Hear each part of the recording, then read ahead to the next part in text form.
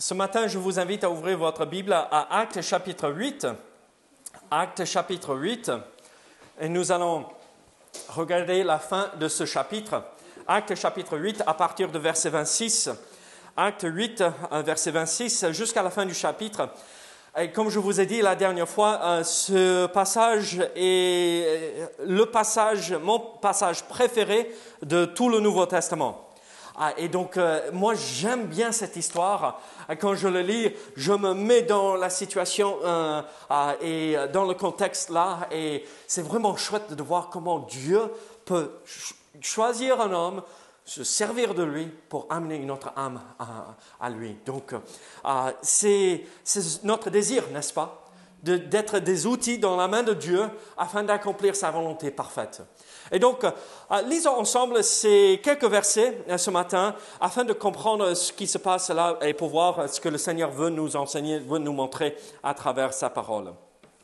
La Bible dit dans Actes chapitre 8, verset 26, « Un ange du Seigneur, s'adressant à Philippe, lui dit, « Lève-toi et va du côté du Midi, sur le chemin qui descend de Jérusalem à Gaza, celui qui est désert. » Il se leva et partit.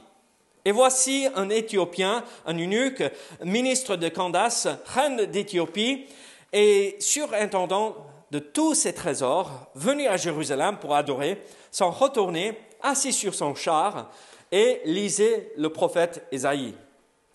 L'Esprit dit à Philippe, « Avance et approche-toi de ce char. » Philippe accourut et entendit l'Éthiopien qui lisait le prophète Ésaïe. Il lui dit, « Comprends-tu ce que tu lis ?» Il répondit, « Comment le pourrais-je si quelqu'un ne me guide ?» Et il invita Philippe à monter et à s'asseoir avec lui. Le passage de l'Écriture qu'il lisait était celui-ci. « Il a été mené comme une brebis à la boucherie, et comme un agneau muet devant celui qui le tend, il n'a point ouvert la bouche. Dans son humiliation, son jugement a été levé, et sa postérité, qui la dépeindra, car sa vie a été retranchée de la terre. » L'eunuque dit à Philippe, « Je te prie, de qui le prophète parle-t-il ainsi? Est-ce de lui-même ou de quelqu'un autre ?» Alors Philippe, ouvrant la bouche et commençant par ce passage, lui annonça la bonne nouvelle de Jésus. Comme ils continuaient leur chemin, ils rencontrèrent de l'eau. Et l'eunuque dit, « Voici de l'eau. Qu'est-ce qui empêche que je ne sois baptisé? » Philippe dit, « Si tu crois de tout ton cœur, cela est possible. » L'eunuque répondit, « Je crois que Jésus-Christ est le Fils de Dieu. » Il fit arrêter le char. Philippe et l'eunuque descendirent tous deux dans l'eau. Et Philippe baptisa l'eunuque. Quand ils furent sortis de l'eau, l'Esprit du Seigneur enleva Philippe, et l'eunuque ne le vit plus. Tandis que, joyeux, il poursuivait sa route. Philippe se trouva dans Azote, d'où il alla jusqu'à Césarée, en évangélisant toutes les villes par lesquelles il passait. Prions ensemble. Seigneur, sois avec nous ce matin. Seigneur, aide-nous à être attentifs à ta voix. Seigneur, nous voulons être des enfants obéissants. Et Seigneur, nous voulons être des outils dans ta main pour accomplir ta volonté. Seigneur, tu nous appelles tous à partager l'Évangile, mais parfois on se pose la question, mais comment Seigneur? Et ici, devant nous, nous avons un exemple extraordinaire de comment on peut faire. Donc Seigneur, aide-nous à, oui, entendre, mais aussi mettre en pratique ce que nous allons voir ce matin. Au nom de Jésus. Amen. Combien d'entre vous, vous avez retapé une maison? Paul? Claude? Moi-même, un tout petit peu, on essaye. Autre personne? Qui a fait des travaux dans une maison avant? Plus ou moins tout le monde devrait lever la main, hein? N'est-ce pas? Et quand on ne sait pas faire, comment faut-il, si on ne sait pas poser du papier peint, comment faut-il faire? Thomas, tu sais comment poser du papier peint? Non, ok. Maintenant, si j'allais te payer 100 euros demain pour détapisser et retapir une pièce chez moi, une chambre chez moi, comment vas-tu faire entre là, maintenant, et demain matin quand il faut démarrer le chantier? Comment vas-tu faire? Le talent. Hein? Pardon? Le talent. Très bien. Vous savez, il y a un nouveau truc qui s'appelle YouTube aujourd'hui. Et où il y a l'Internet tout simplement. Hein? Et on peut aller pour découvrir comment tout faire là, quasiment. On ne sait pas comment faire la plomberie à la maison. On tape sur YouTube. Il faut brancher un robinet. Comment faire? Et il y a plein de choses comment il ne faut pas faire. Mais tu trouves entre toutes ces vidéos une vidéo qui explique bien comment il faut faire. Et alors, vous savez, moi je ne suis pas né avec la sagesse entière en moi. Même si mes enfants pensent que je sais tout, je ne sais pas tout. Alex, est-ce que ta maman sait tout? Patricia, tu me déçois là. Non, on ne sait pas tout. On ne sait pas comment faire parfois. Mais ça ne nous empêche pas de se lancer et tenter d'accomplir des choses. Vous savez, quand on est jeune, on a le monde devant nous et on a toutes les possibilités devant nous. Je sais qu'on vit dans un monde qui nous dit non, reste à ta place, tu ne peux pas sortir. Mais il faut se débarrasser de cette idée. Nous avons toutes les possibilités devant nous. Si Dieu nous appelle à le faire, nous pouvons le faire. Je puis tout par celui qui est... Pardon, Claude? Vas-y plus fort. Par celui qui me fortifie. Et alors, là, vous et moi, nous savons que le Seigneur nous appelle à des choses où nous n'avons jamais fait auparavant. Et malheureusement, pour la grande majorité, dans nos assemblées, dans nos églises, la grande majorité n'ont jamais partagé l'Évangile avec quelqu'un. On a trop peur, ou je ne sais pas comment faire, ou qu'est-ce que je dirais quand je rencontre quelqu'un?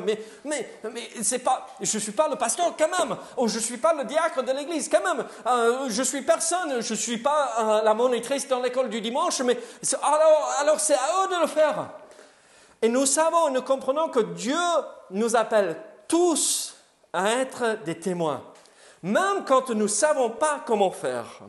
Et alors, là, dans ce passage, nous voyons que Philippe, le diacre, un des premiers diacres, a obéi à la voix du Seigneur pour annoncer l'Évangile, pour être là dans le champ de mission, là où, quand Christ a dit « mais les champs sont déjà blancs », là, il est parti pour, oui, semer, mais aussi récolter. Et Philippe nous montre un exemple extraordinaire d'un homme qui obéit à la voix et au commandement de Dieu. Et nous savons ceci, que Dieu veut que chacun de ses enfants annonce l'Évangile. Mais si vous êtes comme moi, devant cette grande tâche, devant cette grande responsabilité, les genoux commencent à... Et même on entend le bruit et derrière, et les pantalons commencent à vibrer un tout petit peu. Mais c'est pas moi, je ne peux rien faire, moi. Comment puis-je accomplir ce commandement? Comment puis-je obéir à la voix du Seigneur? Comment cela se passe-t-il dans la vie actuelle? Et ici, dans ce passage, nous voyons un exemple extraordinaire. Philippe, un homme ordinaire, un homme comme vous et moi, un homme qui a été choisi comme diacre et qui voulait tout simplement servir Dieu. Mais par la suite, nous voyons, même plus tard, dans les Actes des Apôtres, c'est le seul qui est appelé évangéliste dans le Nouveau Testament. Pourquoi? Parce que tout ce que nous voyons ici a caractérisé sa vie entière jusqu'à la fin. 20 ans plus tard, on voit qu'il est arrivé à Césarée, n'est-ce pas, ici dans ce passage? Mais 20 ans plus tard, nous voyons qu'il est toujours à Césarée, toujours en train d'évangéliser. dans les Actes des Apôtres. Alors, comment tout ceci s'est-il produit dans la vie de Philippe? Vous vous rappelez la semaine dernière que Philippe était en Samarie, n'est-ce pas? Et il était impliqué dans l'annonce de l'Évangile. Et là, il servait le Seigneur. Et il y avait beaucoup de monde qui est venu au Seigneur et à travers son ministère. Et Pierre qui est arrivé, le Saint-Esprit est descendu. Et en fait, la voie pour les Samaritains a été ouverte pour qu'eux, ils viennent et qu'ils intègrent l'Église. Pierre est venu, vous vous rappelez que c'était à Pierre que les clés du royaume ont été données. Et là, chaque fois que, dans le livre des Actes des Apôtres, chaque fois que l'Esprit Saint est descendu, Pierre était là présent. Jour de Pentecôte pour les Juifs. Ici, en Actes chapitre 8, quand les Samaritains, vous serez des témoins à Jérusalem, en Judée, en Samarie, et jusqu'aux extrémités de la terre. Donc Pierre était là pour dire, regardez, l'Église s'ouvre aux Samaritains, les demi-juifs, ceux qui ont été croisés avec des autres. Et il est là aussi présent en chapitre 10 avec Cornélias qui vient au Seigneur par la suite. Et là, Philippe est impliqué dans tout ce qui se passe là et parce qu'il est allé vers les Samaritains, Dieu en a sauvé pas mal. Et vous imaginez combien de personnes peut-être, mais facilement, ils auraient pu démarrer une église là, dans la ville de Samarie, n'est-ce pas? Et facilement, on aurait pu dire, mais c'était Philippe qui était là en premier, c'est lui qui a commencé à prêcher l'évangile, mais on va le choisir comme pasteur, non? On va établir une église.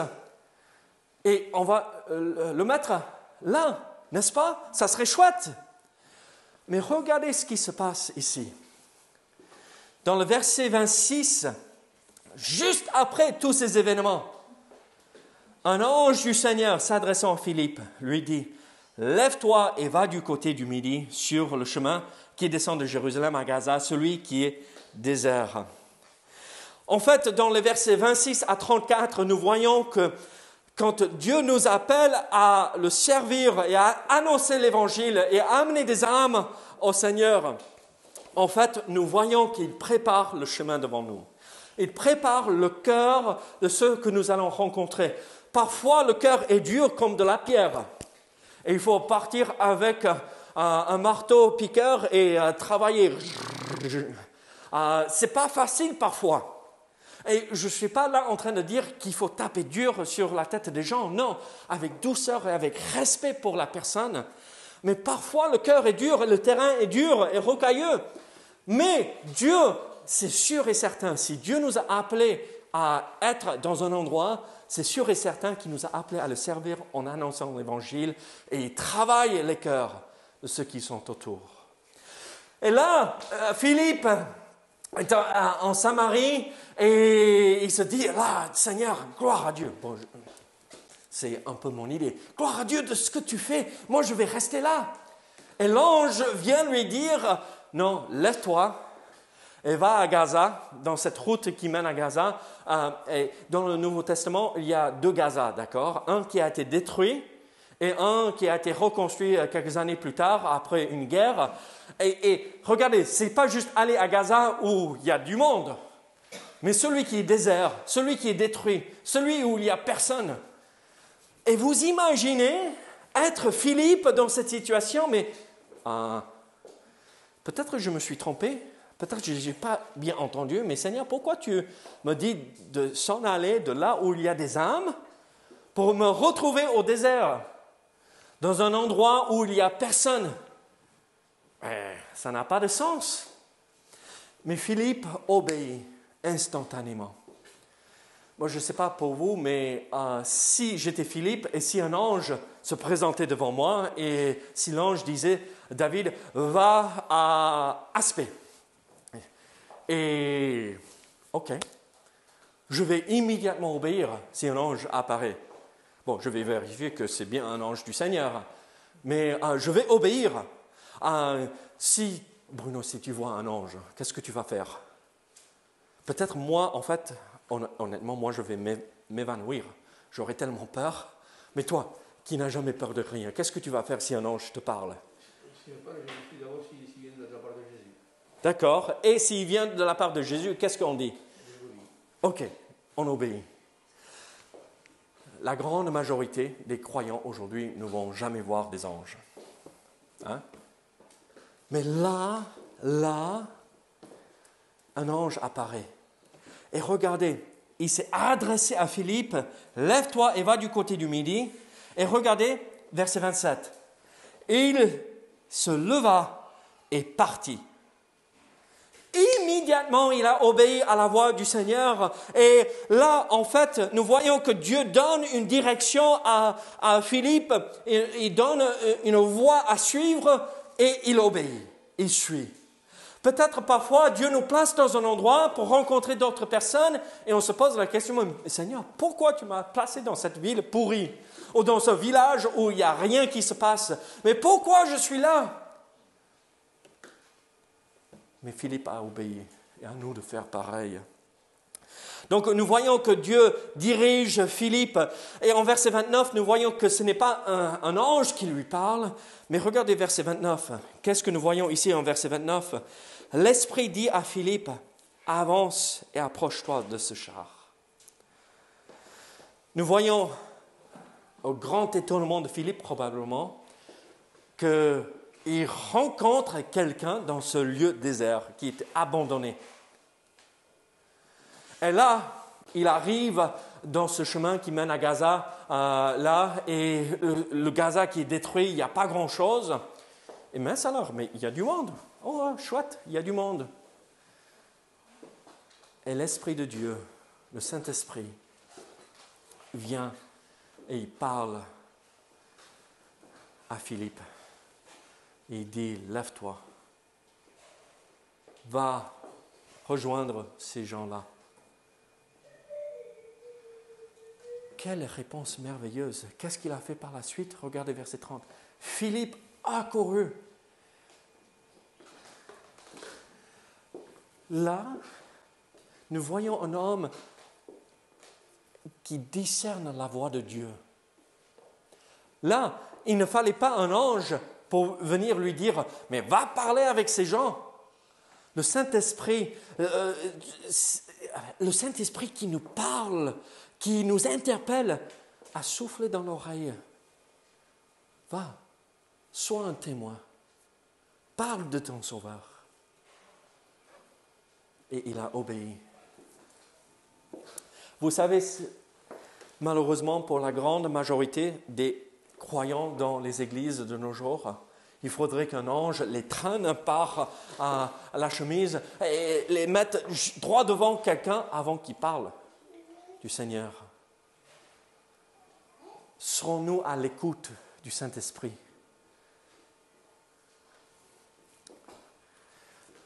Je lisais une histoire peut-être vous connaissez, Warren Wiersbe. C'était un pasteur à l'époque.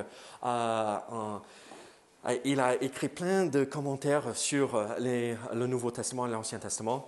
Et c'est un prédicateur hors norme. Un grand prédicateur n'est pas de crise cardiaque là.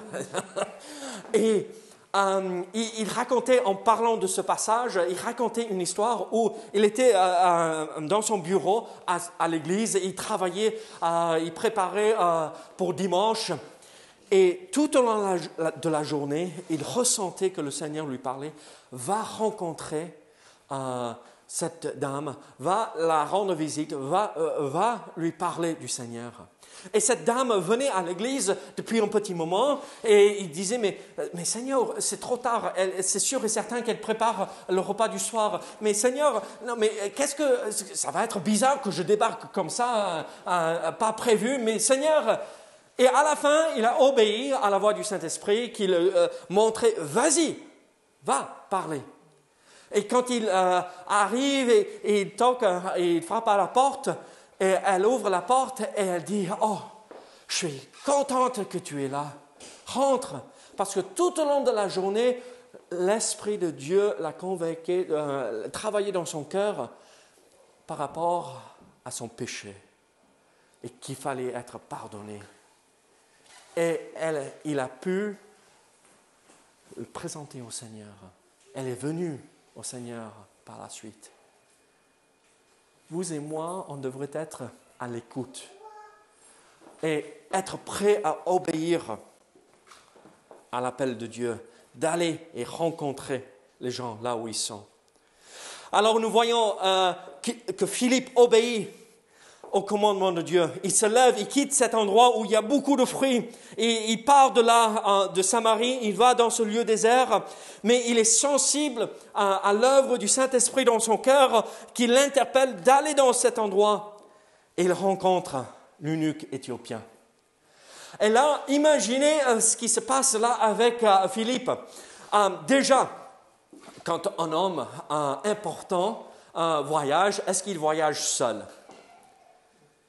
En règle générale, non. Le Premier ministre, ici en France, est-ce qu'il va voyager seul? Ou est-ce qu'il y a un cortège qui l'entoure? Il y a les gardes de corps. Il y a...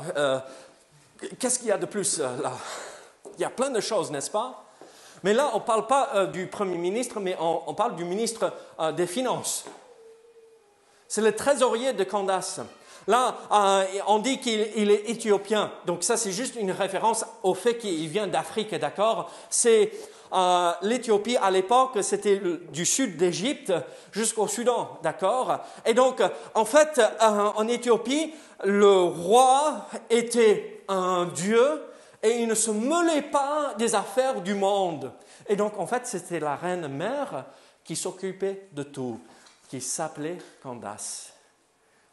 Comme on appelait le roi d'Égypte, le pharaon, la reine-mère était Candace. Et donc, elle, c'était la personne qui dirigeait tout. Et donc, c'est son ministre de Finances qui est là à Jérusalem, qui est venu pour quoi? Pour adorer. Oh là! C'était un homme qui s'est converti au judaïsme. Parce qu'à l'époque, c'était la vraie foi. C'était le seul moyen de venir et être sauvé. C'était la vérité, se retrouver dans le judaïsme jusqu'à ce que le Messie soit venu. Mais malheureusement, le judaïsme a loupé leur Messie. Mais nous, on l'a reconnu. Et donc, l'eunuque éthiopien est arrivé là, il suivait, il adorait le seul vrai Dieu. Il n'était pas panthéiste comme nous voyons dans pas mal d'autres pays à l'époque. Il n'était pas un païen, mais un homme qui suivait le Seigneur.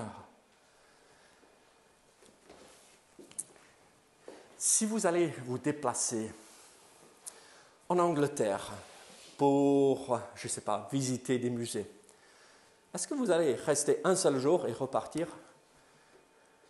Ou est-ce que vous allez passer un petit moment là? Ça serait chouette de voir London Bridge, le Parlement. Ça serait chouette de voir tous ces bâtiments, tous ces musées, toute l'histoire, n'est-ce pas? On va passer au moins quelques jours, quelques semaines, n'est-ce pas, pour profiter. Et là, on peut prendre l'avion pour se déplacer. Mais on dit, non, mais c'est trop loin de voyage pour rester juste un seul jour et repartir le lendemain. Mais vous imaginez, ici, on parle des centaines de kilomètres que cet homme a parcouru pour aller à Jérusalem, pour adorer Dieu. Donc, l'eunuque éthiopien n'est pas allé à Jérusalem un jour et reparti. Il était là probablement pendant, on va lire entre les lignes, mais quelques semaines. Et donc, il a probablement vu tout ce qui s'est passé à Jérusalem avec... Bon, certains pensent que c'est quelques années après la Pentecôte ici, mais d'autres pensent que c'est juste quelques mois. Et donc peut-être il était là pendant la Pentecôte, peut-être il était là quand Pierre et Jean sont entrés dans le temple, ils ont guéri cet homme boiteux avec les plusieurs milliers qui sont venus au Seigneur. Et donc il a dû voir et entendre des choses qui l'interpellaient. Et c'est là où on voit que le Seigneur prépare le chemin devant nous quand nous allons obéir à sa voix pour annoncer l'Évangile. Vous voyez le passage qu'il lisait? Ésaïe 53. en parlant du Sauveur souffrant, ce Sauveur qui allait se sacrifier. Regardez ce que nous voyons ici, en verset 32. Le passage de l'Écriture qu'il lisait était celui-ci. Il a été mené comme une brebis à la boucherie. N'est-ce pas comme ce qui s'est passé pour notre Sauveur? Et comme un agneau muet devant celui qui le tend, il n'a point ouvert la bouche. Dans les Écritures, nous voyons que Jésus n'a même pas répondu aux accusations. Dans son humiliation, son jugement a été levé. Et sa postérité, qui la dépeindra? Il a été tué avant qu'il puisse avoir une famille. Il n'y a pas de postérité. Car sa vie a été retranchée de la terre. Et regardez comment le Seigneur prépare le terrain. L'eunuque dit à Philippe, « Je te prie, de qui le prophète parle-t-il ainsi? Est-ce de lui-même ou de quelque autre? » Vous imaginez aller à Aspé, comme je disais là. « Seigneur, pourquoi je vais à Aspé? » Bon, le marché n'est pas si... c'est pas mal le marché là-bas. Il y a plein de trucs pas mal. Hein. Aspé, c'est un beau petit village. Mais Seigneur, Aspé, pourquoi? Et vous arrivez sur la place de la mairie là.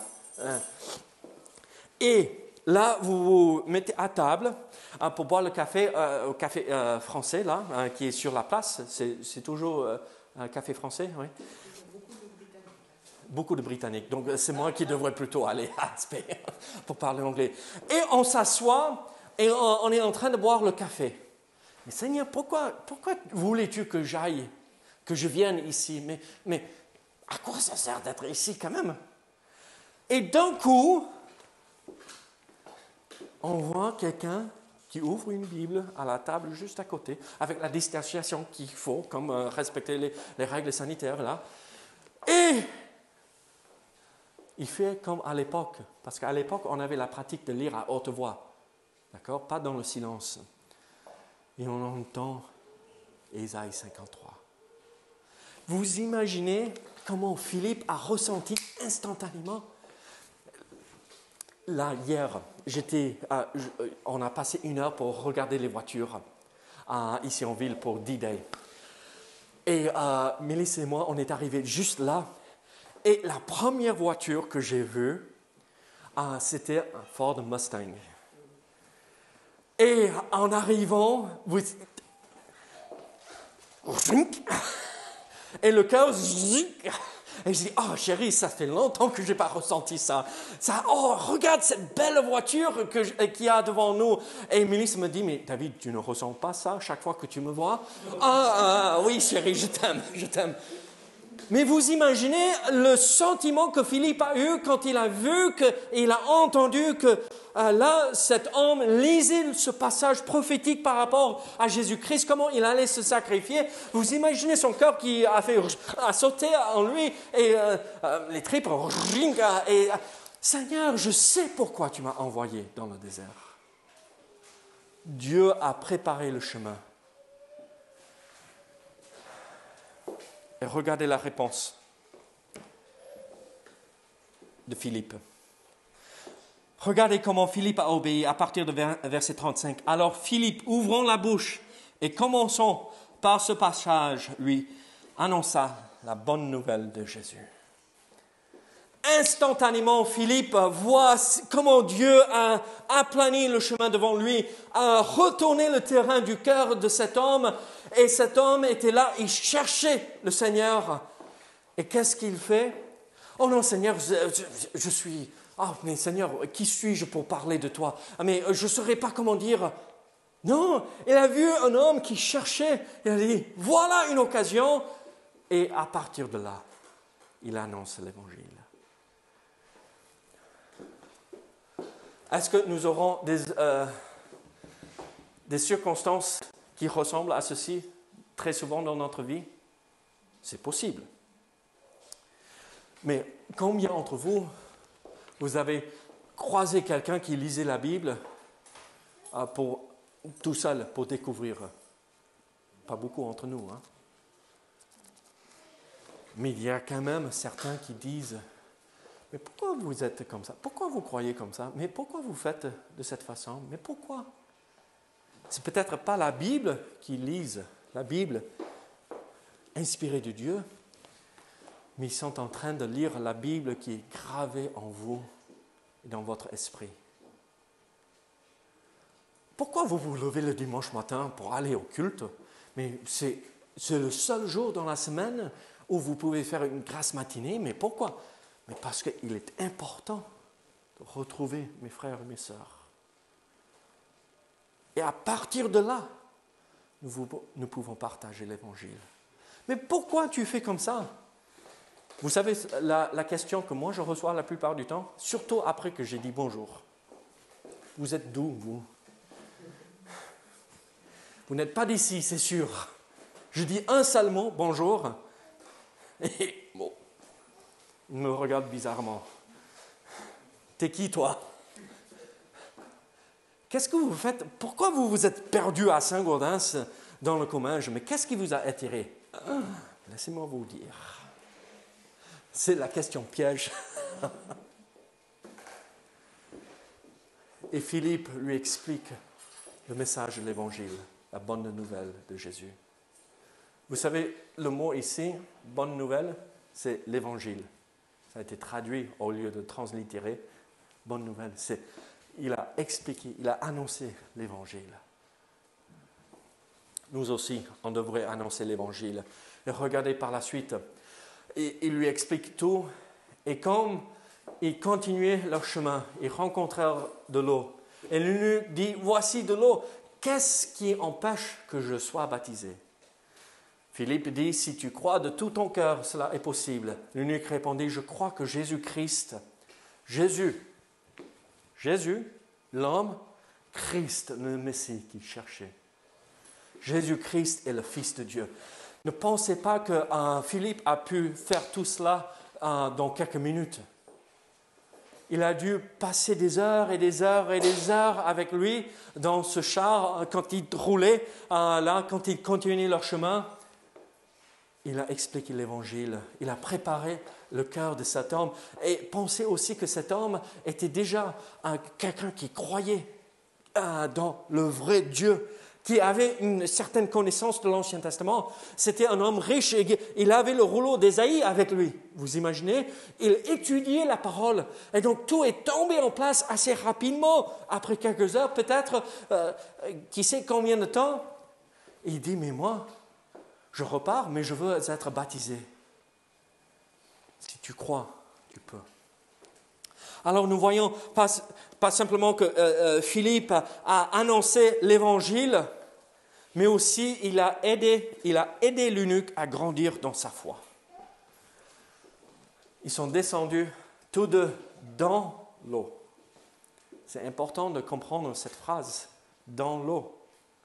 Le baptême n'est pas à prendre un nourrisson et le mouiller. Le baptême n'est pas à prendre un gobelet ou un verre et verser sur la tête de quelqu'un. Le mot baptême, dans le grec, baptizo, ça veut dire plonger. Là, quand je remplis un bac d'eau et je veux laver quelque chose dans l'atelier et je le plonge entièrement dans l'eau avec le savon et tout cela, je le baptise. Dans le sens grec, d'accord? Je l'ai plongé dans l'eau entièrement. Et c'est ce que Philippe a fait. Ils sont entrés tous deux et Philippe baptisa l'eunuque. Et regardez ce qui s'est produit par la suite. Quand ils furent sortis de l'eau, l'Esprit de Dieu, l'Esprit du Seigneur enleva Philippe. Vous imaginez, Philippe est là, quand on l'a baptisé, on a baptisé l'eunuque, on sort de l'eau, on va aux rives là, et d'un coup, mais il est où Philippe? Tchou, parti. On le retrouve plus loin, à Azote. C'est un lieu des Philistins à Ashdod, dans l'Ancien Testament, d'accord? Et il va de lieu en lieu, de ville en ville, en continuant à annoncer l'Évangile. Et il fait ça jusqu'à la fin de sa vie. Au moins 20 ans plus tard, il est toujours à Césarée et Paul vient le rendre visite.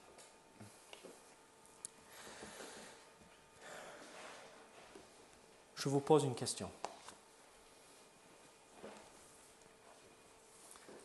Est-ce que vous obéissez à la voix du Seigneur?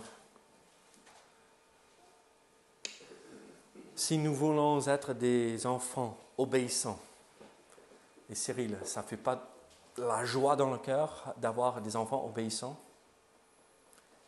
Mais imaginez ce que le Seigneur ressent quand il voit nous, ses enfants, obéir au dernier commandement qu'il a donné sur cette terre avant qu'il reparte au ciel.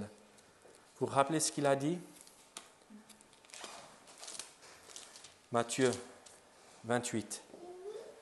Tout pouvoir m'a été donné dans le ciel et sur la terre. Allez, faites de toutes les nations des disciples, les baptisant au nom du Père, du Fils et du Saint-Esprit. Et enseignez-leur à observer tout ce que je vous ai prescrit. Comment faut-il faire? Faire des disciples. Les amener au Seigneur.